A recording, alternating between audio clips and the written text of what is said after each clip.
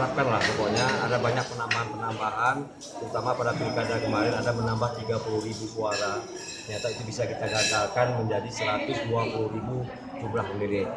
Yang kedua di bidang kesehatan juga memuncak kayak ini, nggak boleh lagi, harus ada pembenahan di rumah sakit umum, kemudian dinas kesehatan akan kita tingkatkan pelayanannya.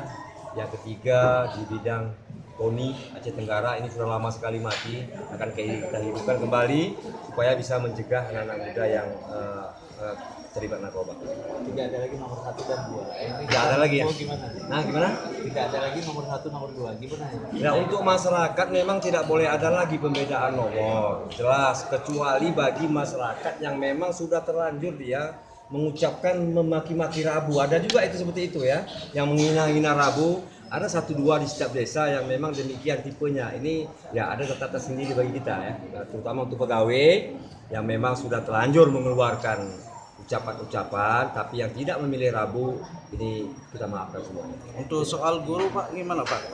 Guru-guru honor kontrak itu gimana Pak untuk ke depan Pak?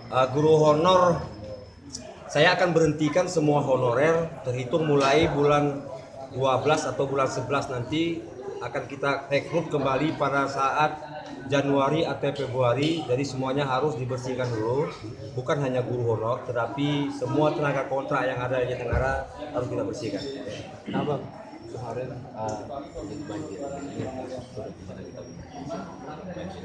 Kalau banjir kemarin memang sudah ada bantuan dari APBN, kemudian perumahan juga sudah ada, nggak tahu dana dari mana. Kita akan coba juga nanti melihat keadaan keuangan kita ya. Kalau memang bisa memungkinkan untuk membantu, kenapa enggak, itu masyarakat kita juga. Ya. Oke.